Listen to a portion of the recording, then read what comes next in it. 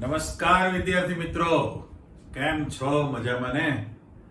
Okay, ચાલો આપણે ઉદ્દીપક વાળો ટોપિક પૂરો કરી દીધો છે. બધા જ પ્રકારના ઉદ્દીપકની ચર્ચા કરી લીધી. હવે ચેપ્ટરનો સેકન્ડ યુનિટ ચાલુ થાય છે, જે અગત્યનો છે. ઘણા બધા પ્રશ્નોની અંદર બનવાના છે અને આગળ તમે ભણશો ત્યાં પણ એનો ઉપયોગ આવવાનો જ છે. બરાબર? સીધા પ્રશ્નો તરફ આપણે જઈએ. બધું ડિસ્ક્રિપ્ટિવ પોર્શન છે, તો તમે જાણો જ છો, મારે દર વખતે કહેવાનું તમને વર્ણનાત્મક છે. સૂત્ર સમીકરણ કશું હવે આવવાનું નથી. પ્યોર ફર્સ્ટ ક્લાસ વાર્તાલાપ કરેલો છે અને સાચો છે. તૈયાર કરવું પડે. મેં હેડિંગ આપેલું છે, જો કલીલ, કોલોઇડ્સ કહેવાય ઇંગ્લિશમાં. કોલોઇડ્સ એટલે કલીલ કહેવાય. હવે એની અંદર સીધા પ્રશ્નોના સ્વરૂપ જે છે મેઇન અગત્યના, એમાં પહેલો જ પ્રશ્ન મેં મૂકેલો છે, ભાઈ કલીલ એટલે શું? દેખાય તમને? કલીલ એટલે શું? પછી શબ્દ છે કે સાચા દ્રાવણ અને કલીલ દ્રાવણ વચ્ચેનો તમારે તફાવત આપવાનો છે. તો મેં અહીંયા બે પાર્ટ પાડી દીધા છે કે સાચું દ્રાવણ ઉપર મીંડું, સાચું દ્રાવણ, અને અહીંયા શબ્દ છે કલીલ દ્રાવણ. એ તફાવત સ્વરૂપે તમારી પાસે આવી ગયું ક્વેશ્ચન. બરાબર? હવે પ્રશ્ન તમારી પાસે એવો થાય કે ભાઈ કલીલ એટલે શું? તો કલીલ એટલે કે એને માથે સિંગડા હોય એવું જરૂરી નથી હોતું. લાસ્ટ લેક્ચરમાં પણ મેં તમને કહેલું છે કે ભાઈ જે પદાર્થના કણનું કદ, સાઈઝ, પરિમાપ, બરાબર, કણોનું કદ જે છે એ 1 નેનોમીટર કરતા વધુ હોય. હવે 1 નેનોમીટર થી 1000 નેનોમીટરની રેન્જ આપેલી છે. એટલે 1 નેનોમીટર થી 1000 નેનોમીટરની રેન્જમાં હોય તો એને કલીલ કહેવાય. પણ 1 નેનોમીટર કરતા ઓછું કદ હોય તો એ સાચું દ્રાવણ આપણે કહેવાના છીએ. એટલે હવે તમને એક સેમ્પલ આપેલું છે કે ભાઈ પહેલામાં પહેલું કે દાખલા તરીકે તમે એકદમ ચોખ્ખું પાણી બીકરમાં રાખેલું છે અને કન્સ્ટ્રક્શન ચાલતું હોય, રેતી બહાર પડી હોય તો મુઠ્ઠી ભરી રેતી લો. બરાબર? અને બીકરની અંદર તમે રેતી નાખી દો. રેતી પ્યોર, ઝીણી ડસ્ટ, પાવડર, પેલું નહીં, જેને કહેવાય પાવડર ફોર્મમાં માટી, એવું નહીં, પ્યોર ચાલેલી સરસ મજાની રેતી છે એવું રાખજો. એટલે તમે બીકરની અંદર જો તમે ચમચો ભરી રેતી નાખી દેશો પછી બીકરને બરાબર હલાવશો, ટેબલ ઉપર મૂકશો, તો રેતીના કણ સતત ગતિ કરતા તમને દેખાય. બધું ગતિમય છે, માધ્યમ ને બધું. ઓકે. હવે થોડો સમય પછી જોશો તો તળિયે રેતી નીચે બેસી જશે. એટલે રેતીનું તમને આમ નીચે લેયર દેખાય, ઉપર પાણીનું લેયર તમને દેખાતું હોય. આમ રેતી નીચે પાણી તો હોય જ, એમ તો થોડા બે છૂટા પડી જાય, પણ તમને આમ બે સ્પષ્ટ ભેદ રેખા દેખાય. બરાબર? એને નિલંબન કહેવાય. સસ્પેન્શન શબ્દ વાપરેલો છે ઇંગ્લિશમાં. નંબર 2 કે એમાં જે પાણી છે એને ડિસ્પર્સ મીડિયા કહેવાય. ઇંગ્લિશ શબ્દ ડિસ્પર્સ મીડિયા. બરાબર? એના માટે જૂના કોર્સની અંદર વિક્ષેપન, ડિસ્પર્સ એટલે વિક્ષેપન શબ્દ, વિક્ષેપન માધ્યમ છે. પણ અત્યારે તમારી પાસે જે શબ્દ મૂકેલો છે એ અલગ કરીને મૂકેલો છે. એની અંદર જો પરિક્ષેપણ જે શબ્દ મૂકેલો છે એ પરિક્ષેપણ, પરિક્ષેપિત માધ્યમ, પરિક્ષેપિત, પરિક્ષેપિત, પરિક્ષેપિત અથવા પરિક્ષેપિત પણ લખે, તલા અને પરિક્ષેપિત માધ્યમ. એટલે જે પાણી હતું એને પરિક્ષેપિત માધ્યમ કહેવાય અને ઝીણા જે કણ હતા રેતીના એને પરિક્ષેપિત કલા કહેવાય. એટલે તમને સમજણ પડી ગઈ કે કલીલ જે છે એ વિષમાંગ પ્રણાલી હોય. રાઈટ? અચ્છા, આ તો આપણે રેતીની વાત કરી. ડોળું પાણી હોય, ડોળું પાણી, તો તમને અંદર પાર્ટિકલ આમ દેખાય ને, ઝીણા ઝીણા ઝીણા ઝીણા મેલના જે રજકણ કહીએ આપણે, તો એ વિષમાંગ પ્રણાલી છે. પણ સાચું દ્રાવણ જે છે, સાચું દ્રાવણ એ સમાંગ પ્રણાલી હોય. એટલે કલીલ તમે કોને કહો છો? તો કે કલીલ એ વિષમાંગ પ્રણાલી છે. બરાબર? અને સાચું દ્રાવણ જે છે એ સમાંગ પ્રણાલી છે. તમારી પાસે બે વચ્ચેનો મુખ્ય ભેદ છે. અને સાથે સાથે તમે નક્કી કરો છો કે ભાઈ એ કેવી રીતે તમે છૂટા પાડી શકો અલગ અલગ. તો અહીંયા થોડાક શબ્દમાં આપણે મૂકી દઈએ કે તમે જે માહિતી આપેલી છે એને પરિક્ષેપિત, બે વસ્તુ હોય, એકદમ ઝીણા અથવા નાના કદના અણુઓની હાજરી હોય. બરાબર? અને દ્રાવક, દ્રાવક તરીકે જે તમે રાખશો એને આપણે જે શબ્દ મૂકેલો છે પરિક્ષેપિત માધ્યમ શબ્દ છે. બરાબર. પરીક્ષિત માધ્યમ ત્યાં શબ્દ છે એક મારો બીજો શબ્દ લખો જેને વિક્ષેપણ માધ્યમ પણ કહેવાય, રાઈટ. વિક્ષેપણ માધ્યમ શબ્દ પણ તમે વાપરી શકો, ડિસ્પર્સ મીડિયા. અને સામે જે લખેલું છે એકદમ ઝીણા નાના કદના જે અણુઓ હોય, કણ, અણુઓ અથવા તો આપણે શબ્દ મૂકી દઈએ છીએ કણ, ઝીણા નાના કદના અણુઓ, જેને તમે કહેવાના છો વિક્ષેપણ કલા. કલા એટલે ફેઝ. હવે ફાઇનલ થયેલું છે કે નાના કદના અણુઓ છે અને પેલું પ્રવાહી છે, દ્રાવક તરીકે. દ્રાવક તરીકે પ્રવાહી છે. આ બે વસ્તુ વિક્ષેપણ માધ્યમ અને વિક્ષેપિત કલા, તો આ બંનેની હાજરીને કારણે તમે અહીંયા ધીરે ધીરે શબ્દ ભંડોળ તૈયાર કરશો તો એવું લખી શકાય કે ભાઈ કલીલ જે દ્રાવણ છે, એટલે કલીલ એ બધું શબ્દ હોય, મારે એક વર્ડ મૂકવાનો, એ પોતે વિષમાંગ પ્રણાલી છે, રાઈટ. વિષમાંગ પ્રણાલી છે. ત્યારે સાચું દ્રાવણ જે હોય, સાચું દ્રાવણ જે છે એ સમાંગ પ્રણાલી હોય.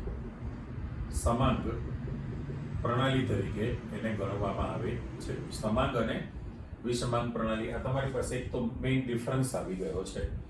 બીજું તમે વાત કરો છો કે ભાઈ વિક્ષેપણ કલા અને વિક્ષેપિત માધ્યમ. વિક્ષેપણ કલા અને વિક્ષેપણ માધ્યમ શબ્દ મૂકેલો છે, તો એ ચોક્કસ અણુઓના જથ્થાથી અલગ રહેલો હોય, જે તમે સૂક્ષ્મ ભેદરેખા તમે જાણી શકો છો, સસ્પેન્શન્સ જે તમે માહિતી આપી એ પ્રમાણે. સાથે સાથે એમ કહેલું છે કે આ જે બંનેનું મિશ્રણ હોય એને તમે કલીલ કહો છો. કલીલ દ્રાવણ શબ્દ કીધો ને, કલીલ. હવે કલીલ માટે જે અણુની સાઇઝ છે એ 1 નેનોમીટર થી 1000 નેનોમીટર ની રેન્જની અંદર હોય. આ કલીલમય કણની અણુનું કદ તમે દર્શાવી દીધેલું છે, બરાબર. તો આ કલીલ હોવા માટેની શરત છે. તો આપણે એવું કહી શકીએ કે ભાઈ કલીલ કણ જે છે, કલીલ દ્રાવણ, એની અંદર પહેલા તો ચોખવટ કરી નાખો કે ભાઈ આની અંદર સાચું દ્રાવણ જે હોય એ સાચા દ્રાવણની અંદર કાં તો પરમાણુ હોઈ શકે, અથવા તો અણુ હોઈ શકે, અથવા તો આયનો પણ હોઈ શકે. દાખલા તરીકે તમારે લખવું છે, સેમ્પલ જ આપી દો ને ભાઈ, પ્યોર ગુજરાતી, ગ્લુકોઝ નું જલીય દ્રાવણ અને અત્યારે NaCl નું જલીય દ્રાવણ, બે શબ્દ અહીંયા મૂકેલા છે. તો બંને પરથી તમે જોઈ શકો કે ગ્લુકોઝ વિદ્યુત અવિભાજ્ય છે ને, તો ગ્લુકોઝ માંથી જે એના કણ છે, કણ એ સેપરેટ રહેવાના છે, અને NaCl છે આયોનિક છે, તો એની અંદર તમારી પાસે Na+Cl- આયનો હોઈ શકે. એટલે પહેલું તો તમે એવી ચોખવટ કરો છો. અહીંયા આગળ આપણે પાર્ટીશન કરતા જઈએ તો આ તમારો બીજો મુદ્દો તૈયાર થયો કે ભાઈ સાચું દ્રાવણ જે છે એ અણુ, પરમાણુ કે આયન ન બનેલો હોય, બરાબર. ત્યારે બંને તમે સેમ્પલ આપી દો, ભાઈ ગ્લુકોઝનું જલીય દ્રાવણ રાખો, NaCl નું જલીય દ્રાવણ રાખશો, તો પછી તમે એવું કહી શકો કે ભાઈ સાચું દ્રાવણ જે છે એ હંમેશા તટસ્થ જ હોય. સાચું દ્રાવણ છે એ હંમેશા તટસ્થ રહેવાનું છે, કારણ કે પરમાણુ અણુની હાજરી છે, અથવા તો આયનોની હાજરી, તો સંખ્યા પણ સમાન રહેવાની છે. એટલે સાચું દ્રાવણ હંમેશા તટસ્થ હોય. ત્યારે એની સાપેક્ષમાં કલીલ દ્રાવણમાં તમે શું કહો છો, તો કે એ પહેલામાં પહેલું કે ધન અથવા તો ઋણ વીજભાર ધરાવે. ધન અથવા તો ઋણ વીજભારિત હોઈ શકે. કલીલ જે છે ધન વીજભાર પણ ધરાવશે, ઋણ વીજભાર પણ ધરાવી શકે. અને સાથે સાથે એ માત્ર સૂક્ષ્મ કણોની જ હાજરી ધરાવે. મારે શબ્દ મૂકવાનો છે કે ભાઈ એની અંદર આ ખાલી શબ્દ ભંડોળ આપણે મૂકીએ છીએ, કાં તો ધન અથવા તો ઋણ, બે ઓપ્શન છે. કાં તો ધન વીજભારિત હોય કલીલ, અથવા તો ઋણ વીજભારિત કલીલ હોઈ શકે. એ સૂક્ષ્મ કણોની હાજરી એની અંદર ધરાવતું હોય છે. એટલે પેલું જેમ તટસ્થ શબ્દ કીધો છે, તો આ વીજભાર ધરાવવાનો છે. તમારી પાસે જે અહીં ત્રીજો મુદ્દો તમે કહેવાના છો એ વીજભાર હોવાનો છે. દાખલા તરીકે તમારે જે સેમ્પલ આપવું છે એ સેમ્પલમાં તમે એવું કહી શકો કે જનરલ માહિતીમાં સ્ટાર્ચનું જલીય દ્રાવણ છે, ગુંદર છે, બરાબર, ગમ, સ્ટાર્ચ, ગુંદર, જીલેટિન, આ બધા તમારા જે ઉદાહરણ છે એ લોકોનું જલીય દ્રાવણ તમે બનાવેલું છે. ઓકે, સાથે સાથે અમુક પ્રકારના સોલ બને. ઇંગ્લિશ ઉચ્ચાર ગુજરાતી સોલ શબ્દ જ મૂકેલો છે, તો એની અંદર હું ખાસ સેમ્પલ આપું છું. દાખલા તરીકે પાછળ તમે ભણવાના છો કે ભાઈ ધન વિદ્યુત ભારિત હોય તો AlOH થ્રાઇસ અને As2S3. અત્યારથી તમે નામ જાણતા રહો એટલે તમને અંદાજ આવી જાય. તો હું ચોખવટ કરું છું કે ભાઈ AlOH થ્રાઇસ જે છે, AlOH થ્રાઇસ એ સોલ કહેવાય, એ ધન વીજભારિત હોય છે. As2S3 જે છે એ ઋણ વીજભારિત હોય છે. એટલે આપણે ચોખવટ કરી કે કાં તો ધન વીજભાર ધરાવે અથવા તો ઋણ વીજભાર ધરાવે, વીજભારિત હોય છે. એ તો નથી હોતું. પણ સ્ટાર્ચનું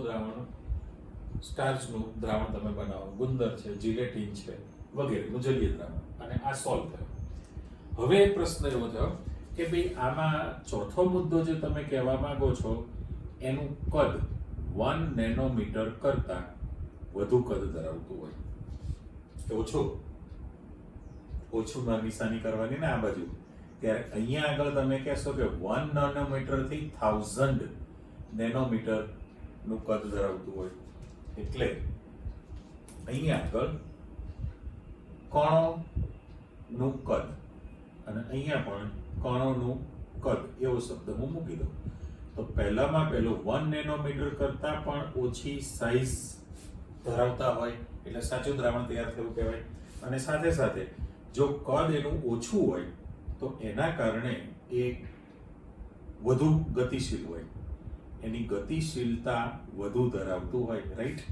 એમાં અણુ પરમાણુ આયનોની મોબિલિટી શબ્દ આપણે વાપરીએ, એની ગતિશીલતા વધુ હોય. જ્યારે એની સાપેક્ષમાં અહીંયા જે કદની તમને જે રેન્જ આપેલી છે 1 નેનોમીટર થી 1000 નેનોમીટર ની રેન્જમાં હોય, તો કદ મોટા છે, મોટું કદ ધરાવતું હોય તો એની ગતિશીલતા ઓછી રહેવાની છે. કરેક્ટ?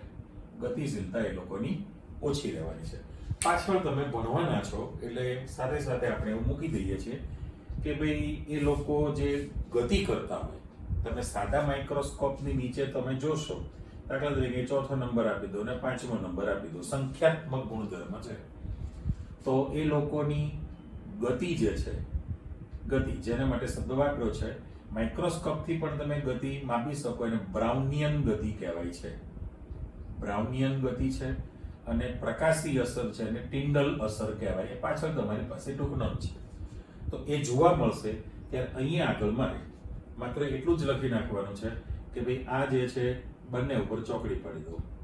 રાઈટ? ઓકે, એટલે ફરી પાછા મુદ્દા પર આવો. જે આપણે ચર્ચા કરી એ પ્રમાણે કે ભાઈ સાચું દ્રાવણ એ સમાંગ પ્રણાલી છે, કલિલ એ વિષમાંગ પ્રણાલી હોય. બીજું કે એ અણુ પરમાણુ કે આયનનો બનેલો હોય છે, એટલે એનું દ્રાવણ તટસ્થ પણ હોઈ શકે. તો તટસ્થ જ હોય કારણ કે આયનોની સંખ્યા સરખી રહેવાની છે ને. ત્યારે આમાં ધન અથવા ઋણ વીજભારિત હોય. એની અંદર આ સિમ્પલ તમે જે મૂકેલા છે એ સોલ્વમાં સાથે સાથે અણુની જે સાઇઝ છે 1 નેનોમીટર કરતા ઓછી હોય. ત્યારે પેલું 1 નેનોમીટર થી 1000 નેનોમીટરની રેન્જમાં છે. સાથે સાથે કે ભાઈ કદ જો બિલકુલ ઓછું હોય તો એની જે ગતિ છે એ ગતિ તમે નરી આંખે જોઈ શકતા નથી. ઇવન હેવી માઇક્રોસ્કોપ નીચે પણ ના જોઈ શકાય. અને પ્રકાશીય જે અસર છે, ટિન્ડલ અસર પણ જોવા ન મળે. ત્યારે આની અંદર ગતિ સાદા માઇક્રોસ્કોપ નીચે પણ તમે એને ગતિ જોઈ શકો છો, જેને બ્રાઉનિયન ગતિનું માપન કરી શકાય. અને પ્રકાશીય અસર પણ તમને દર્શાવે છે. એટલે બ્રાઉનિયન ગતિ અને ટિન્ડલ અસર બંનેની તમને માહિતી આપે. ત્યારે આમાં વચ્ચે કે મૂકી દીધો, બંનેમાંથી કોઈ પણ જાણકારી આપતું નથી હોતું. એટલે ટૂંકમાં કલિલ એટલે શું, સાચું દ્રાવણ ને કલિલ દ્રાવણ વચ્ચેનો તફાવત આપો. તે તમારો આખો એક પ્રશ્ન બની ગયો આની અંદર.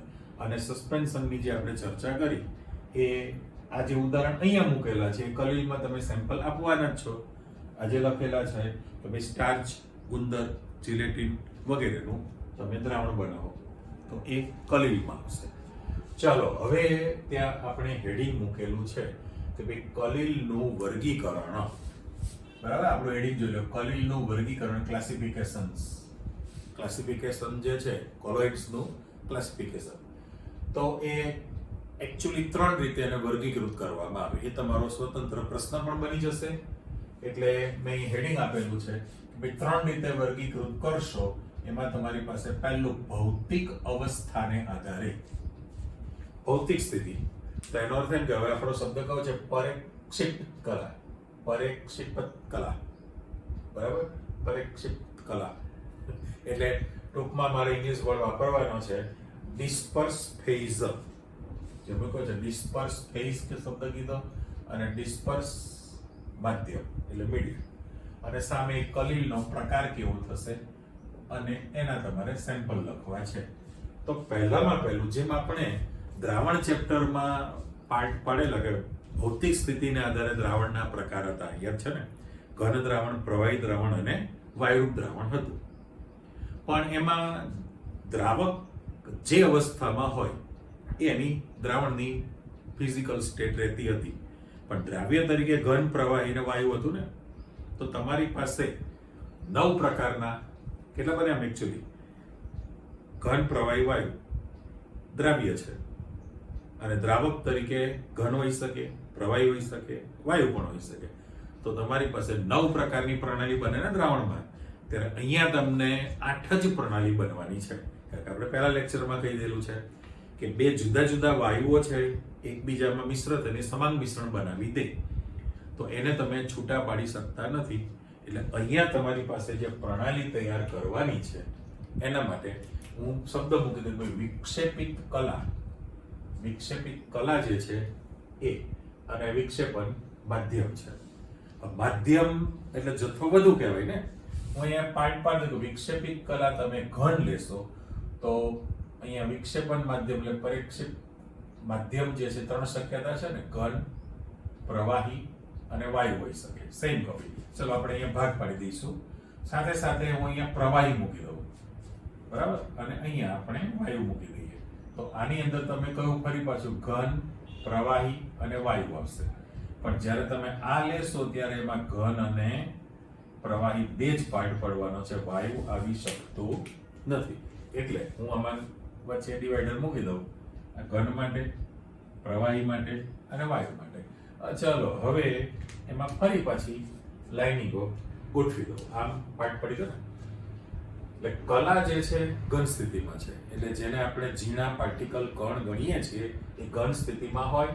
પણ માધ્યમ તમે જે મૂકેલું છે માધ્યમ, એ તમારી પાસે ઘન, પ્રવાહી અને વાયુ હોઈ શકે. Same copy. અહીંયા ઘન, પ્રવાહી અને વાયુ, ઘન અને પ્રવાહી 2 જ છે. લખી રાખવું ખરું, વાયુ તમારી પાસે હોય નહીં. એટલે ટોટલ આ જે ભૌતિક અવસ્થા કોની, તો કે આ વિક્ષેપન માધ્યમ અને વિક્ષેપિત કલાની જે ભૌતિક અવસ્થા છે એના આધારે તમારી પાસે ટોટલ 8 પ્રણાલી બની જાય છે. એક વાયુવાળી બનતી નથી, જે લખીને કેન્સલ કરેલું છે. ઓકે, હવે પ્રશ્ન એવો થયો કે તમારી પાસે અહીંયા આગળ હું પેટી મૂક્યો, ભાઈ કલા ઘન છે, માધ્યમ ઘન, પ્રવાહી, વાયુ. અહીંયા કલા પ્રવાહી છે, ઘન, પ્રવાહી, વાયુ, અને એને વાયુ છે. તો 2 જ માહિતી તમે આપેલી છે. હવે જ્યારે તમે 2 ઘન, ઉદાહરણ ખાસ જોવાના છે. આ આખું જે કોષ્ટક છે એ તમારા માટે MCQ માટે ખાસ અગત્યનું છે. આમાંથી MCQ પૂછાતો રહેતો હોય છે, એટલે તૈયાર કરવું પડે. અહીં લિમિટેડ ઉદાહરણ આપેલા છે, પણ ઘણા બધા હોઈ શકે, રાઈટ? એટલે હવે ઘન, 2 ઘન જો તમે ભેગા કરો તો એના માટે શબ્દ વપરાય ઘન સોલ શબ્દ. મેં પહેલા જ કહ્યું, સોલ એનો કોઈ મિનિંગ નહીં કાઢવાનો. ઇંગ્લિશ ઉચ્ચાર ગુજરાતી સોલ, SOL સ્પેલિંગ સોલ જ કહેવાય, બરાબર? તો એની અંદર બંને ઘન સ્થિતિમાં હોય. ખાસ તમને જે ઉદાહરણ આપેલા છે એની અંદર જેમસ્ટોન શબ્દ લખેલો છે અને રંગીન પથ્થર, એટલે જે નંગ જે કહીએ છે ને ઇંગ્લિશમાં જેમસ્ટોન, જે અલગ અલગ પ્રકારના પેટીની અંદર નંગ ધારણ કરવામાં આવે, બરાબર? ગુરુનો રંગ મંગળ છે, બુધ છે, ડાયમંડ શુક્ર હોય, ચંદ્ર હોય, એટલે એ રીતે રંગીન છે. એ કુદરતી મળતા હોય, પણ એને ઘન સોલ કહેવામાં આવે. ઘન સોલ તરીકે તમે મૂકશો. હવે હું અહીં વચ્ચે લાઈનિંગ પાડી દઉં છું, એટલે તમારે આમ બહુ ખીચડો પણ ન દેખાય તમને, અને છૂટું પણ દેખાય. લો, આખું કોષ્ટક તમારી પાસે બનતો ગયું. એને ઘન સોલ તૈયાર કરેલું કહેવાય. પણ હવે આ ઘન છે ને પેલું માધ્યમ પ્રવાહી છે, બરાબર. પર્ટિક્યુલર જેમ ઘન છે એવી રીતે જો વાયુ હોય તો એને એરોસોલ કહેવાય, એરોસોલ. તો અહીંયા આગળ પણ તમારી પાસે પ્રવાહી અને વાયુ છે, તો એના માટે મારે એરોસોલ ના કહી શકાય, આ સ્પેશિયલ વર્ડ વાપરેલા છે, એરોસોલ. પણ જો બે પ્રવાહી ભેગા થયેલા હોય, પ્રવાહી ભેગા થયા તો એને પાયસ શબ્દ ગુજરાતી, એકચ્યુઅલી ઇંગ્લિશ ઉચ્ચાર ગુજરાતી ઇમલ્સન કહેવાય. ઝ લખેલો છે ઇમલ્સન, પણ ઇમલ્સન એસ, ઇમલ્સન પણ તમે એને કહી શકો છો. અને પ્રવાહીને ઘન હોય તો એને જેલ સ્વરૂપ કહેવાય, જેલી સ્વરૂપ. એટલે જેલ નથી લખું, જેલ નહીં, જેલી સ્વરૂપ છે. એટલે તમે અહીંયા નક્કી કરી શકશો કે જે વાયુની જો હાજરી રહેતી હોય વાયુ માટે, તો તમારી પાસે એરોસોલ શબ્દ વાપરેલો છે ને, જો રાઈટ. બે પ્રવાહી હોય તો તમે એને પાયસ અથવા તો ઇમલ્સન શબ્દ વાપરેલો છે.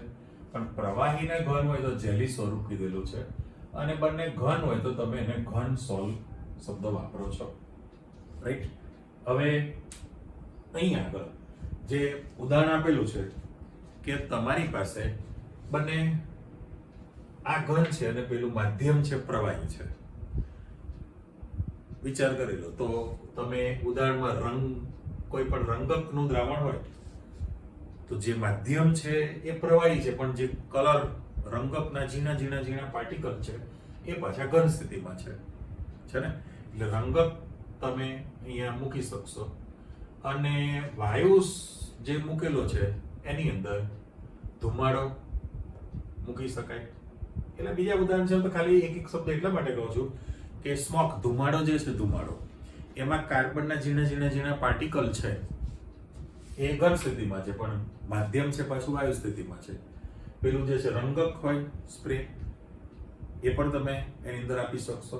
પણ ડિફરન્સની અંદર જેલી સ્વરૂપ કીધું છે એટલે માધ્યમ ઘન છે, તો એની અંદર તમે બટર એટલે ચીઝ, બટર, માખણ શબ્દ ગુજરાતી લખેલો, ચીઝ અને બટર છે, એ તમે ઘન અને પ્રવાહી તરીકે લઈ શકો. પણ બે મિશ્રણ કરેલું છે, બે પ્રવાહી હોય તો દૂધ છે, દાખલા તરીકે દૂધ, તમારી પાસે હેર ક્રીમ હોય, દૂધ છે, મિલ્ક, હેર ક્રીમ છે, તો એ દૂધ માટે ખાસ તમે જાણો છો કે ભાઈ દૂધની અંદર માધ્યમ તો પ્રવાહી છે, અને જે દ્રાવ્ય ચરબી છે, ઝીણા જે પાર્ટિકલ, એ પણ પ્રવાહી સ્થિતિમાં છે. દૂધ, હેર ક્રીમ એ બધા એના ઉદાહરણ આપી શકે. પણ આમાં વાયુ અને પ્રવાહી છે, તમે જંતુનાશક દવાનો સ્પ્રે કરતા હોય, માની લો કે જંતુનાશક દવા, બરાબર, તો એ માધ્યમ પ્રવાહી છે, અને એમાં જે તમે માધ્યમ વાયુ છે, અને એમાં તમે જે લિક્વિડ નાખેલું છે એ પાણી છે, એ સ્પ્રે તમે કરો છો, એ જંતુનાશક દવા તમે એમાં લઈ શકો. પછી દાખલા તરીકે ધુમ્મસ છે, ફોગ જે આપણે કહીએ, ધુમ્મસ હોય તો ઝીણા પાણીના મોલેક્યુલ્સ જે છે, બાકી માધ્યમ તો તમારી પાસે વાયુ છે ને, એ આવી શકે. હવે ઘન અને વાયુ, તો એમાં માટે તમને ઉદાહરણ આપ્યું,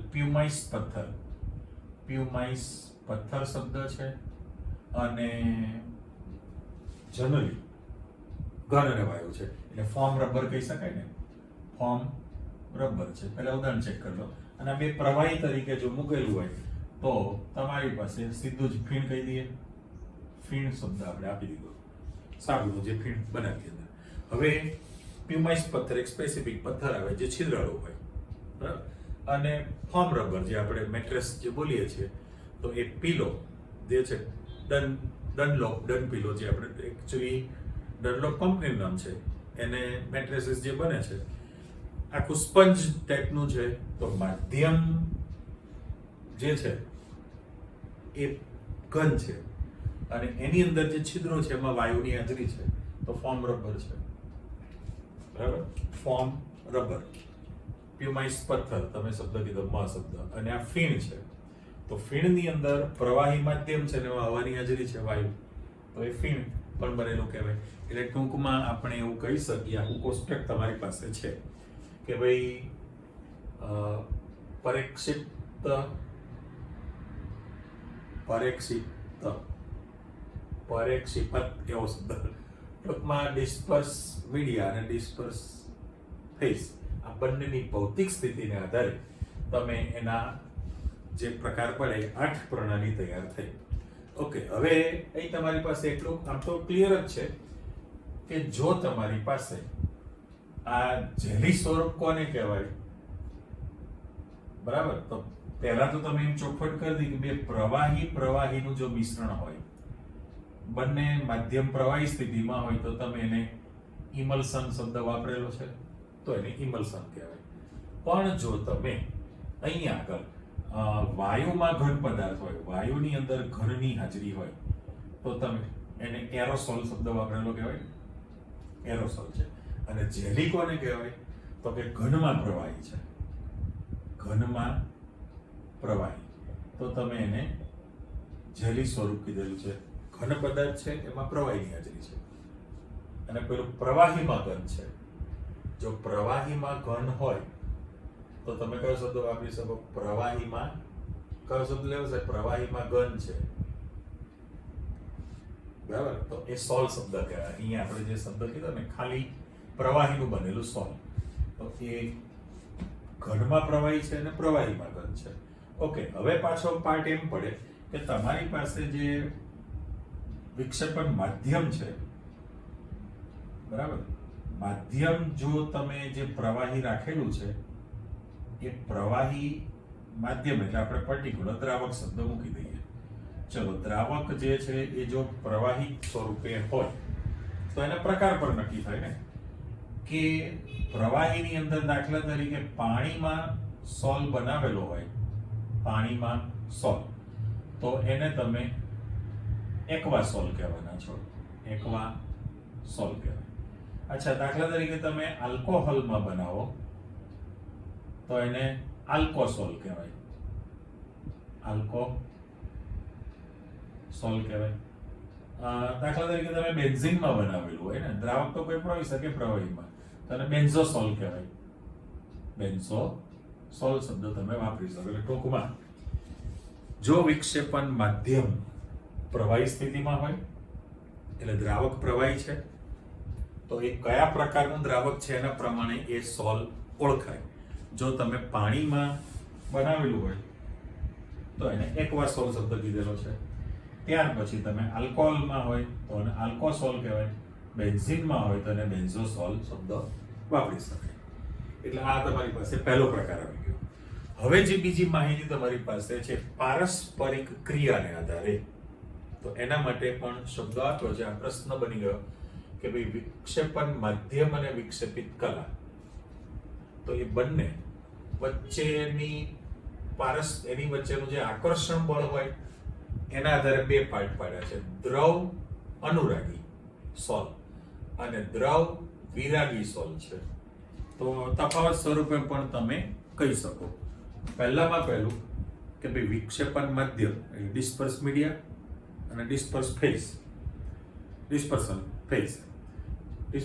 મીડિયા, આ બંને વચ્ચેની જે આકર્ષણ ક્રિયા છે, પારસ્પરિક ક્રિયા. તો અહીંયા સૌથી પહેલો મુદ્દો તમને એમ કહે છે કે આ પ્રવાહી પ્રત્યે આકર્ષણ ધરાવે એટલે પ્રવાહી સ્નેહી છે. પ્રવાહી સ્નેહી શબ્દ કીધો એટલે એને અનુરાગી શબ્દ કીધો છે, આકર્ષણ બળ ધરાવતું હોય. ત્યારે સામે જે છે એ પ્રવાહી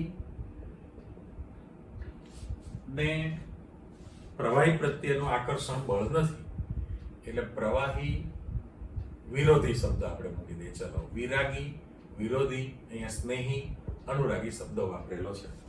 બીજું કે બીજો જે તમે ડિફરન્સ લેવાના છો આની અંદર, ખાસ કરીને જે તમારે ઉદાહરણ મૂકવું છે, જો આપણે ઉદાહરણ ખાસ મૂકી દો. ચાલો, ભાઈ ગુંદર છે, ગુંદરનું તમે પાણીમાં દ્રાવણ બનાવશો, સ્ટાર્ચ, જીલેટિન,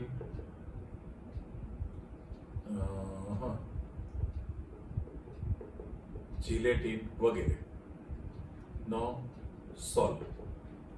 ઓકે, અને સામે જે આપણે ખાસ લખવું છે એ દાખલા તરીકે 2 નંબર કાઢી નાખું છું કે ભાઈ ધાતુના સોલ, ધાતુના જે સોલ છે એની અંદર આપણે ખાસ કરી કે સોનું છે, એવું છે, પ્લેટિનમ છે, બરાબર, એનો સોલ, સલ્ફર અહીં આપી દીધું, સલ્ફરનો સોલ શબ્દ મૂકેલો છે. હવે તમે ડિફરન્સમાં જતા રહો કે પહેલામાં પહેલું કે જો દ્રવ અનુરાગી હોય તો એને પાણી પ્રત્યે આકર્ષણ વધુ હોય. જો પાણી પ્રત્યે આકર્ષણ બળ વધુ ધરાવતું હોય તો એ જે સોલ બનશે એ એક્વા સોલ બનવાનો છે. અને બીજું કે એમાં સોલ્વેશનની ઘટના થતી હોવાથી વધુ સ્થાયી છે. ડ્યુ ટુ સોલ્વેશન થતું હોવાને કારણે દ્રવ અનુરાગી સોલ જે છે વધુ સ્થાયી હોય છે. ત્યારે પહેલામાં તમે ડિફરન્સ એવો તમે કહી શકશો, જો આપણે 2 નંબર પાડી દઈએ કે એને જળ વિરાગી એટલે પાણી પ્રત્યે આકર્ષણ હોતું નથી, એટલે પાણીને એ ધિક્કારે શબ્દ છે, એટલે રિપલ્સિવ ફોર્સ, પાણીને એ ધિક્કારે છે. એમાં સોલ્વેશનની ઘટના ન બનતી હોય તો એ જે સોલ બને એની સ્થિરતા ઓછી હોય. રાઈટ, આપણે એક એક શબ્દ મૂક્યો છે, સ્થિરતા ઓછી કરે છે. ફરીથી ચેક કરો. ચલો છેલ્લે આપણે કહીશું. હવે અહીંયા આગળ એમ કહે છે કે ભાઈ આ જે ત્રીજો મુદ્દો, દ્રવ અનુરાગી સોલ છે એની બનાવટ સરળતાથી બની શકે, સરળતાથી એની બનાવટ પ્રોસેસ છે. ત્યારે અહીંયા આગળ એ સરળતાથી ન બને, વિશિષ્ટ પ્રકારની પ્રોસેસથી એની બનાવટ કરવામાં આવે.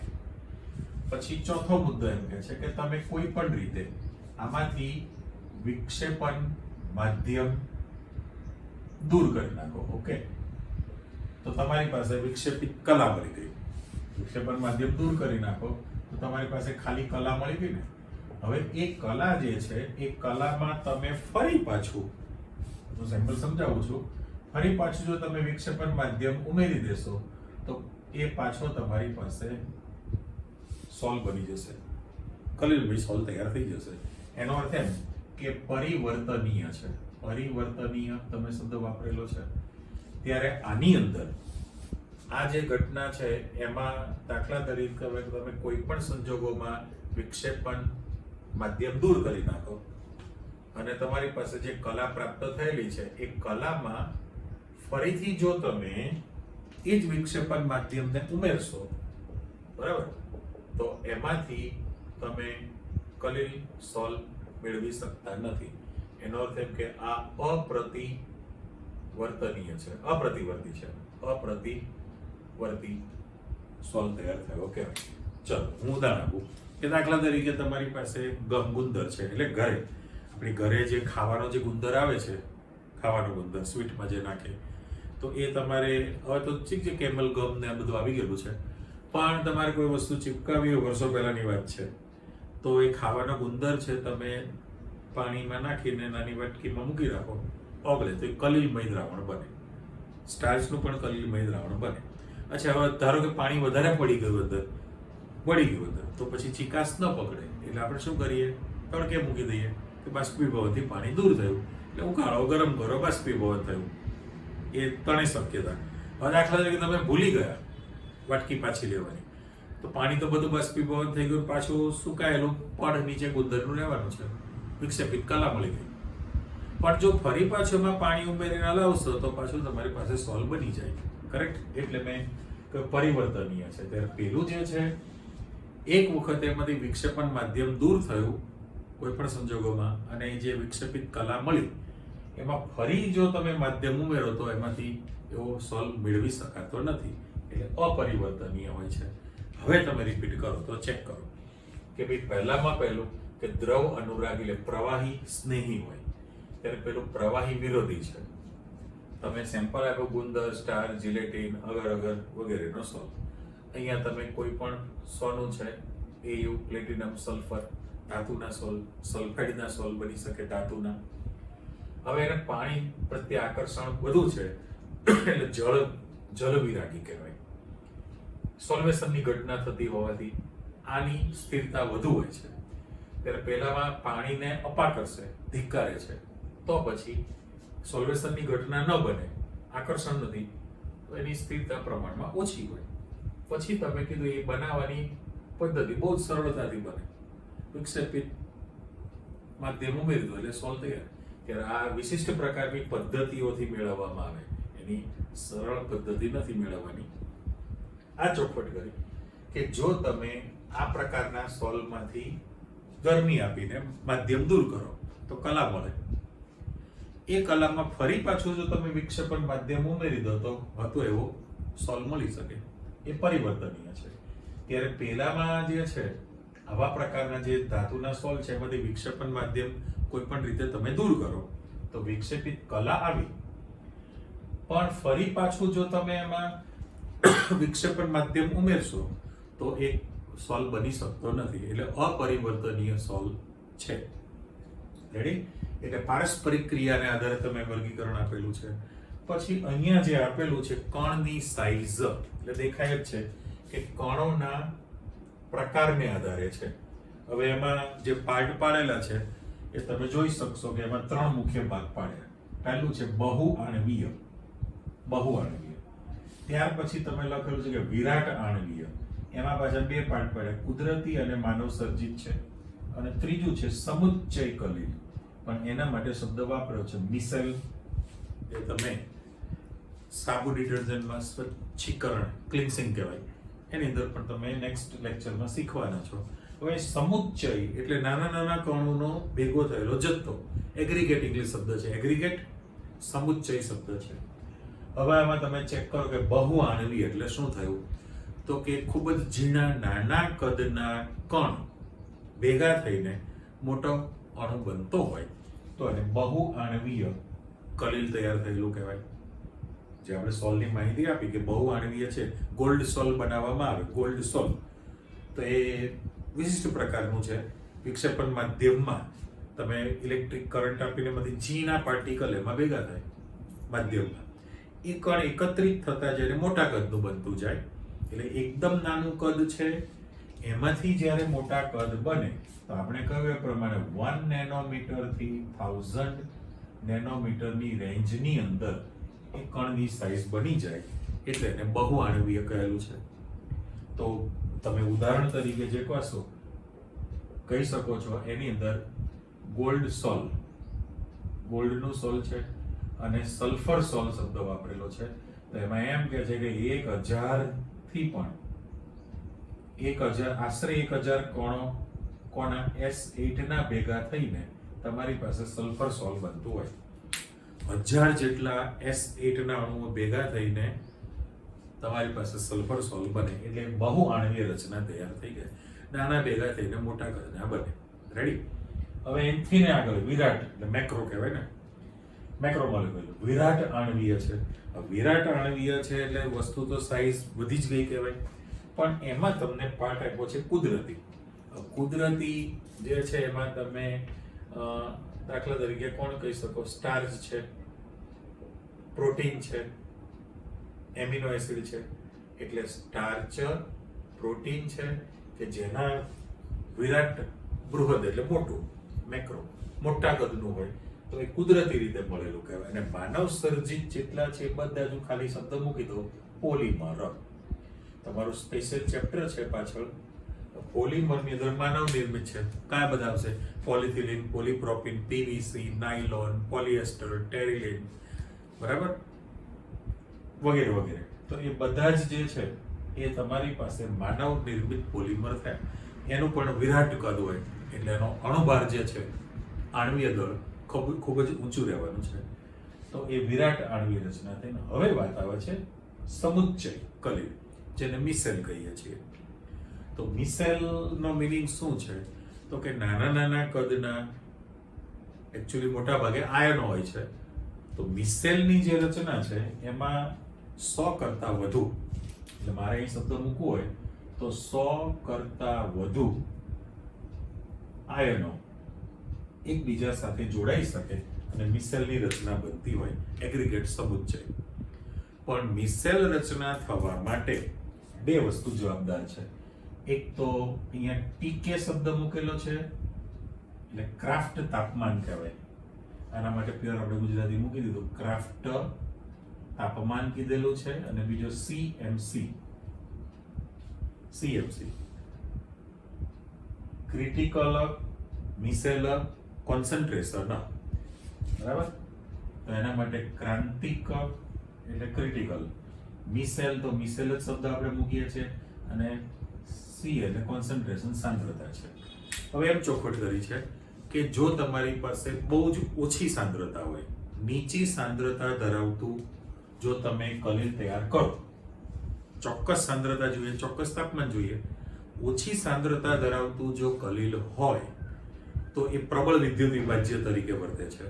પણ જો તમે એની સાંદ્રતા વધારશો, જો એ જે તમારી પાસે છે એની સાંદ્રતાને વધારવામાં આવે તો એ કેવું બની જશે?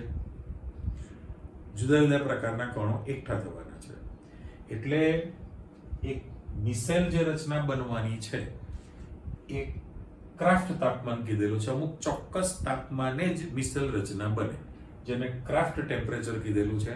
આના કરતા નીચું તાપમાન હોય અથવા એના કરતા ઊંચું તાપમાન હોય તો મિસેલ રચના બની શકતી નથી. આના કરતા નીચું હશે, આના કરતા ઊંચું તાપમાન હશે તો મિસેલ રચના શક્ય નથી. એટલે અમુક ચોક્કસ તાપમાને જ એ મિસેલ બને છે, અને ચોક્કસ સાંદ્રતા કીધી. બરાબર? એટલે ક્રિટિકલ, મિસેલ, કોન્સન્ટ્રેશન, CMC કીધેલું છે. અને આ જે મિસેલ રચનાની જે મોટા ભાગના તમારી પાસે જે ભણવાના છો, એક તો સાબુ કીધું છે અને સંશ્લેષિત ડિટર્જન્ટ. સાબુ અને ડિટર્જન્ટની તમારી પાસે ચર્ચા કરેલી છે એની અંદર. તો એમાં જે કોન્સન્ટ્રેશન તમારી પાસે જોઈતું હોય, કોન્સન્ટ્રેશન એટલે 10⁻³ મોલર સાંદ્રતા આપેલી છે આંકડા તરીકે. તો એ પૃષ્ઠ રસાયણની ઘટના થઈ, એટલે સપાટી પરની ઘટના બનેલી છે. એ સ્વચ્છીકરણમાં તમારે ડિટેલમાં આવવાનું છે, એટલે એમાં બહુ અત્યારે આપણે ચર્ચા કરતા નથી. એટલે ફરી તમે રીકેપમાં ચેક કરી લો. મુખ્ય કલીલનું જે તમારી પાસે તૈયાર થયું એમાં કલીલ એટલે શું એની માહિતી, સાચું દ્રાવણ ને કલીલ દ્રાવણ વચ્ચેનો તફાવત છે. પછી તમે કલીલનું 3 વિભાગમાં વર્ગીકરણ કરો છો. એક એની ફિઝિકલ સ્ટેટ, ભૌતિક સ્થિતિને આધારે. બરાબર? બીજું તમે કહો છો કે બંને માટે પારસ્પરિક ક્રિયા, આકર્ષણ બળ કેવું છે એના આધારે તૈયાર થશે માધ્યમ અને કલાક વચ્ચે.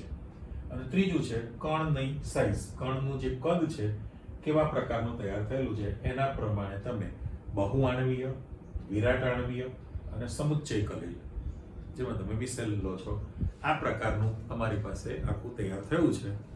હજુ આજે બનાવટ મૂકીને આપણે કે ભાઈ એના 2-3 વસ્તુનો તમે અત્યારે ઉલ્લેખ કરેલો છે. અહીંયા તમે જોયું કે બ્રાઉનિયન ગતિ, એ તમારી પાસે અલગ પ્રકારની ટૂંક નોંધ આવશે નેક્સ્ટ ટાઈમ ભણશો ત્યારે. પ્રકાશીય અસર, ટિન્ડલ અસર, ટિન્ડલ શંકુ, એની ચર્ચા આવવાની. અને સાથે સાથે જે તમે વિશિષ્ટ પ્રકારની બનાવટ કીધી ને, તો સોલ બનાવવા માટેની પદ્ધતિઓ, રાસાયણિક પદ્ધતિ, ભૌતિક પદ્ધતિ, સાથે સાથે તમારી પાસે અહીંયા પાયસ શબ્દ કીધો છે, ઇમલ્સન. જો પાયસ, ઇમલ્સન, તો ઇમલ્સનના પ્રકાર, એની બનાવટ, એ બધી ચર્ચાઓ આગળ વધતી જવાની છે. ઓકે, આટલું તૈયાર કરી રાખો. ફરી પાછા નવા ટોપિકમાં આગળ વધીશું. ઓકે, આવજો, બાય.